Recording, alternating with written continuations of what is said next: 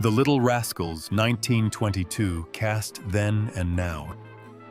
They made America laugh as the unforgettable children of the Little Rascals, but many of their lives ended in addiction, illness, accidents, and tragedy. What really happened after the cameras stopped rolling? Subscribe to Classic Hollywood Legends as we uncover the heartbreaking stories behind the faces audiences never forgot.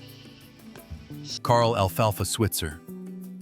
Carl Dean Switzer was the child actor behind Alfalfa, the freckled boy with the stubborn cowlick and painfully off-key singing voice in Our Gang. Born in Paris, Illinois on August 7, 1927, he reached Hollywood almost by accident. During a family visit to Hal Roach Studios, Carl and his brother Harold performed in the Studio Cafe. Both were offered work, and Carl appeared in the 1935 short Beginner's Luck. Alfalfa quickly became one of the series' most recognizable characters through his rivalry with Spanky and hopeless devotion to Darla. Leaving Our Gang did not end Switzer's acting career, but it changed its scale. The face that once carried comedy shorts was usually limited to supporting parts or uncredited appearances. He appeared in I Love You Again, Going My Way, It's a Wonderful Life, The High and the Mighty and the Defiant Ones. Acting did not provide dependable income, so he also worked as a bartender, dog breeder, and hunting guide. How difficult must it have been to remain instantly recognizable while struggling to secure substantial roles? By the late 1950s, trouble had begun accumulating. In January 1958, an unidentified gunman shot Switzer in the arm while he sat near a bar. The attack was never solved. Later that year, he was fined and placed on probation for cutting trees in Sequoia National Forest without permission. His final confrontation began with a lost hunting dog. Switzer had paid roughly $50 in cash and drinks to recover the animal and believed its owner, Moses Bud Stilts, should reimburse him. On January 21, 1959, Switzer and photographer Jack Pyatt went to the Mission Hills home where Stilts was staying. An argument became violent, and Stilts shot Switzer with a .38 caliber revolver. The bullet damaged a major artery, and Switzer died at 31. A coroner's jury accepted Stilts's claim of self-defense. Years later, Stilts's stepson reportedly challenged parts of that account, leaving the exact final moments disputed. Switzer was buried at Hollywood Forever Cemetery, where a hunting dog appears on his marker, a reminder of the work connected to the argument that ended his life. George Spanky McFarland. George Robert Phillips McFarland became one of America's most familiar child comedians before he was old enough to attend regular school. Born in Dallas on October 2, 1928, he first modeled children's clothing and appeared in advertising for Wonder Bread. His aunt sent his photograph to Hal Roach Studios, prompting the family to travel to California for a screen test. McFarland joined Our Gang and Free Eats, released in 1932 when he was not yet 3.5. The nickname Spanky was given to him by his first director, and the character grew into the gang's confident organizer. McFarland learned comic reactions from Stan Laurel and Oliver Hardy, including eye rolls, double takes, and hands-on-hips frustration. He appeared in 95 Our Gang shorts and the feature General Spanky. The 1936 short Board of Education won an Academy Award, and his salary eventually reached $1,500 a week. However, when the older films were syndicated for television as The Little Rascals, McFarland received no residual payments. What happens when an actor's most famous work is finished before his 15th birthday? After leaving the series in 1942, McFarland found substantial roles increasingly difficult to secure. He served briefly in the U.S. Army Air Forces, then worked at a soft drink plant, hamburger stand, and popsicle factory. He owned a barbecue restaurant and hosted The Spanky Show on Tulsa television from 1955 to 1960. Later, he built a stable career in sales and corporate management, including several years with Philco Ford. McFarland did not publicly describe his childhood career as a curse. He said he had enjoyed the experience and would not trade it away. He returned for nostalgia appearances, raised money through celebrity golf events, and joined Jackie Cooper in presenting Hal Roach with an honorary Oscar in 1984. His final television appearance came in a 1993 episode of Cheers. On June 30th, 1993, McFarland collapsed at his Texas home and died from a heart attack at 64. A Hollywood Walk of Fame star planned as a surprise for him was unveiled posthumously in 1994. He was also an organ and tissue donor, helping more than a dozen recipients after his death. William Billy Thomas Jr. William Billy Thomas Jr. was the Los Angeles child actor, remembered as Buckwheat in Our Gang, later shown on television as the Little Rascals. Born on March 12, 1931, he entered the series at 3, initially appearing in the background of shorts, including For Pete's Sake and Washy Irony. In 1935, he assumed the Buckwheat role in Mama's Little Pirate. Buckwheat's early presentation looks troubling today. Although Thomas was a boy, the character initially wore pigtails, an oversized sweater, and large boots, drawing upon racial imagery associated with the degrading pickaninny stereotype. Buckwheat was gradually established as male, and the costume later changed to overalls, a striped shirt, and suspenders. Thomas was often paired with Eugene Porky Lee, and their childlike dialogue made Ote one of the series' most remembered expressions. How should audiences remember a talented child whose most famous character carried both representation and painful stereotypes? Thomas stayed with Our Gang after production moved from Hal Roach Studios to MGM in 1938. He appeared in every MGM entry and remained until the series ended in 1944, making him its longest-serving performer from the earlier Hal Roach cast. At a time when American schools and public life remained segregated, the films regularly showed black and white children learning, arguing, and playing together. However, later generations also criticized Buckwheat's appearance and speech as harmful caricature. Thomas reportedly defended his work, emphasizing that the children were treated as equals within the stories.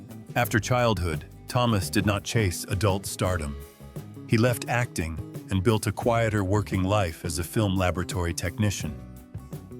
When he died at his Los Angeles home on October 10, 1980, he was 49.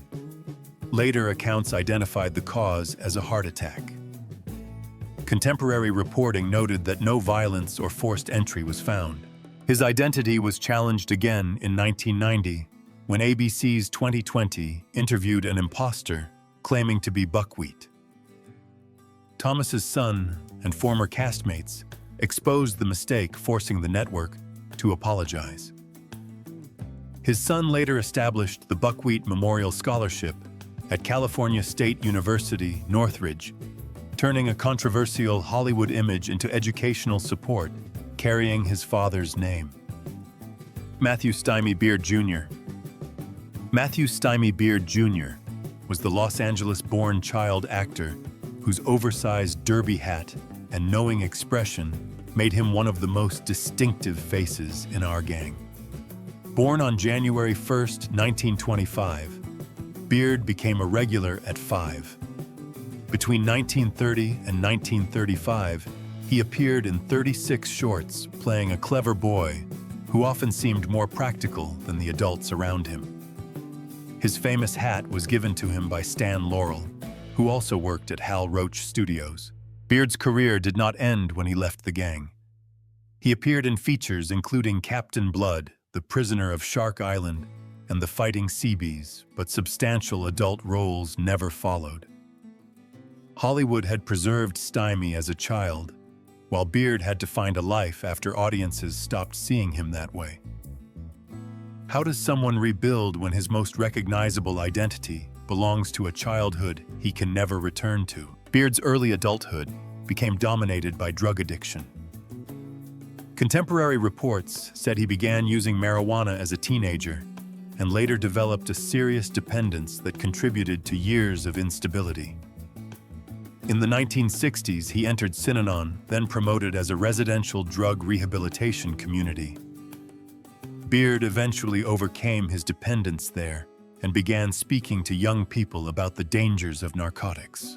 Recovery also brought him back before the camera.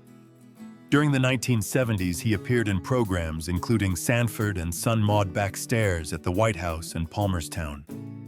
In the Buddy Holly story, released in 1978, he was credited as Stymie Beard, and again wore the derby connected to his childhood role. These appearances did not restore his childhood fame, but they showed an adult actor returning on different terms after years of addiction. On January 3, 1981, Beard suffered a stroke at his Los Angeles home.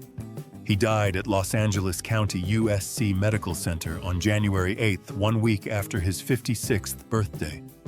More than 1,000 mourners reportedly attended his funeral. The small black derby was placed beside him in the open casket, linking his final farewell to the character audiences had remembered for decades. Darla Hood. Darla Hood was the Oklahoma-born singer and actress who became the best-known girl in Hal Roach's Our Gang comedies. Raised in Leedy, she received singing and dancing lessons early, and a childhood performance in New York brought her to the attention of a studio talent scout. In 1935, she signed a 7-year contract with Hal Roach Studios and entered the series in Our Gang Follies of 1936. For the next 6 years, Darla served as the gang's leading girl. She was frequently placed between Alfalfa's awkward devotion and the attention of rivals such as Waldo or Butch, but her character was more than a prize in the boys' arguments. She handled comedy confidently, and often appeared more sensible than the children competing around her. Hood also worked outside the series, playing young Arlene in Laurel and Hardy's The Bohemian Girl. Her final regular Our Gang appearance came in Wedding Worries in 1941. What happens when audiences remain attached to the child on screen even after the performer has grown up? Hood continued working after childhood fame. As a teenager, she formed Darla Hood and the Enchanters, a vocal group that provided background music for films and appeared in Ken Murray's Blackouts. She later performed in nightclubs, made recordings, and worked in radio-television commercials and dubbing. Her voice became associated with advertising characters, including the Chicken of the Sea Mermaid. In 1959, she made her final feature film appearance in The Bat, starring Vincent Price and Agnes Moorehead. She also remained connected to Our Gang through reunions and nostalgia appearances. Near the end of her life, Hood recorded a voice role for the Little Rascals Christmas special, but she did not live to see its broadcast. In June 1979, Hood was hospitalized after becoming ill around the time of an appendectomy. Later biographical accounts report that she developed acute hepatitis following a blood transfusion, with heart failure listed in accounts of her death. She died on June 13th at 47 and was buried at Hollywood Memorial Park, now called Hollywood Forever Cemetery. Months later, the Christmas special aired with her voice still connecting the adult performer to the childhood series that had made her famous. Norman Chubby Cheney. Norman Myers Chubby Cheney was the young actor whose round face, slow-burning frustration, and carefully timed reactions made him memorable in Hal Roach's Our Gang comedies. Born in Maryland on October 18, 1914, Cheney joined the series in 1929 after being selected to replace Joe Cobb, who had grown too old for the role. His films included Pups is Pups, Teachers, Pet Schools, Out, and Love Business. Chubby was usually presented as affectionate and easily embarrassed, especially when romance was involved. In Love Business, he competed with Jackie Cooper for the attention of their teacher, Miss Crabtree, addressing her with the nickname Chubsy Ubsy. His comedy relied less on dialogue than on pauses, frowns, and wounded expressions. Although the role brought him national recognition and a weekly salary, Cheney received no royalties when the shorts were later repackaged for television as The Little Rascals. How painful must it have been to become famous for a physical appearance that was also connected to serious health problems? Cheney left our gang in 1931 and returned to Maryland. As he entered his late teens, his weight and growth became increasingly difficult to manage. Contemporary reporting described him as suffering from a glandular illness that impaired his ability to walk. A November 1935 newspaper item reported that he was hospitalized in Baltimore, stood 4 feet 5 inches tall, and weighed 133 pounds. Accounts of enormous weight changes have circulated for decades, but the precise medical details remain inconsistently documented. Cheney died in Baltimore on May 29, 1936, at only 21. Myocarditis, an inflammation of the heart muscle, is commonly recorded as his cause of death, while other accounts connect his decline to complications surrounding treatment for the glandular condition. His story received an unexpected final chapter 76 years later. Cheney had been buried at Baltimore Cemetery without a marker because his mother could not afford one. In November 2012, admirers gathered after raising money for black granite headstones bearing etched portraits of both Norman and his mother. The actor, whose screen career lasted only a few years, finally had a visible place where generations of Little Rascals fans could leave flowers. Jackie Cooper. A terrified 8-year-old stood before the camera believing that his dog had just been shot. Director Norman Taurog needed genuine tears for Skippy, so Cooper later recalled that adults removed the animal, fired a blank, and let him think it was dead. The scene worked, but the experience stayed with him for decades and eventually gave his autobiography its title, Please Don't Shoot My Dog. By then, Jackie Cooper was already one of Hollywood's most successful child performers. Born in Los Angeles on September 15, 1922, he appeared in silent comedy shorts before joining Hal Roach's Our Gang series in 1929. Cooper appeared in 15 Our Gang shorts, including Teacher's Pet and School's Out, before Paramount cast him in Skippy. His performance earned a Best Actor nomination at 9 years and 20 days old, making him the youngest Best Actor nominee in Academy Awards history. He followed it with major roles opposite Wallace Beery in The Champ, The Bowery, and Treasure Island. Those films made Cooper famous for emotional performances, but adulthood forced him to prove that he was more than the crying boy audiences remembered. Could any child fully understand the pressure behind that level of success? During World War II, Cooper served in the United States Navy. He later rebuilt his career through theater and television, starring in The People's Choice and Hennessy. In 1964, he became a production executive at Screen Gems, where he helped develop television projects before moving increasingly into directing. His work behind the camera brought 2 Primetime Emmy Awards, one for an episode of MASH in 1974 and another for The White Shadow in 1979. A new generation recognized him as Daily Planet editor Perry White in 4 Superman films beginning in 1978. Cooper continued acting and directing until the late 1980s, then withdrew from the industry. He died in Santa Monica on May 3, 2011, at 88. His career had lasted from silent-era comedy to superhero blockbusters, but the title of his autobiography preserved the childhood moment Hollywood never allowed him to forget. Robert Weezer Hutchins. Robert E. Bobby Hutchins was only 2 when his restless energy earned him a place in Hal Roach's Our Gang comedies. Born in Tacoma, Washington on March 29, 1925, he reportedly received the nickname Weezer after running around the studio until he was out of breath. Beginning in 1927, Hutchins appeared in about 58 shorts, successfully making the transition from silent films to synchronized sound. His small stature, expressive face, and eager manner made him ideal for the gang's recurring little brother roles. Weezer was rarely the group's commanding leader. Instead, he was the child trying to keep up with older companions, occasionally creating the trouble they had to solve. He appeared in memorable entries including Bouncing Babies Pups is Pups, School's Out Free Eats, and The Kid from Borneo. His final Our Gang appearance came in Mush and Milk in 1933.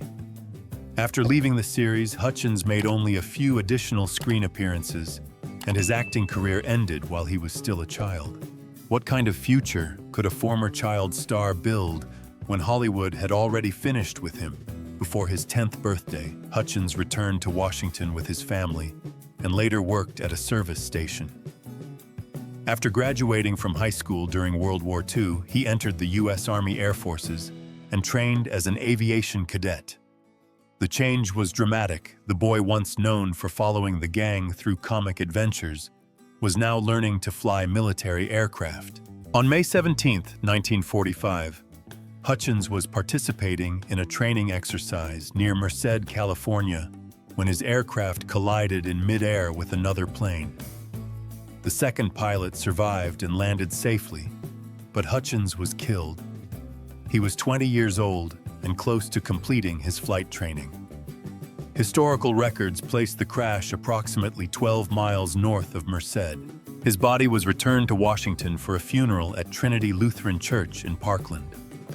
A surviving archive photograph shows his casket surrounded by flowers, some arranged in the shapes of military decorations.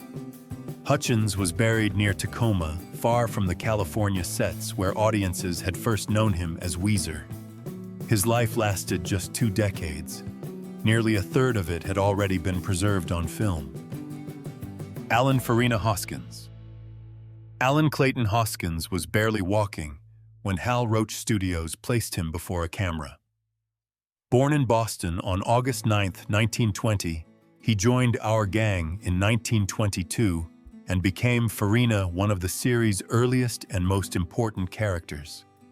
With pigtails, patched clothing, and a deliberately ambiguous screen identity, Farina was sometimes presented as a boy and sometimes as a girl. Hoskins' expressive reactions and comic timing helped make him one of Hollywood's first widely recognized black child stars. Hoskins remained with Our Gang through the silent era and the difficult transition to sound. He appeared in more than 100 shorts, more than any other regular performer in the series, and by the early 1930s had become its highest-paid child. His final contract reportedly paid $350 a week, an extraordinary salary during the Depression. But once he aged out of the role in 1931, opportunities narrowed quickly. Later film appearances never matched Farina's popularity, and Hollywood offered few substantial roles to black actors. How could a child achieve national fame and still struggle to find steady work as an adult? Hoskins served in the U.S. Army during World War II, including duty in the South Pacific, and reached the rank of sergeant. After the war, he tried returning to acting, but found little dependable employment. He eventually left Hollywood, took jobs including house painting and dishwashing, and entered rehabilitation services in Northern California. Over the following decades, he worked with people facing disabilities, mental illness, and drug-related problems. He later served as a public information officer for the Alameda County organization, now known as the ARC. Hoskins received no residual payments when Our Gang was repeatedly shown on television as the Little Rascals. He also resisted trading on the Farina name, explaining that he had built a separate reputation in rehabilitation work. In 1975, the Black Filmmakers Hall of Fame honored him for his film career. Hoskins died of cancer in Oakland on July 26, 1980, at 59.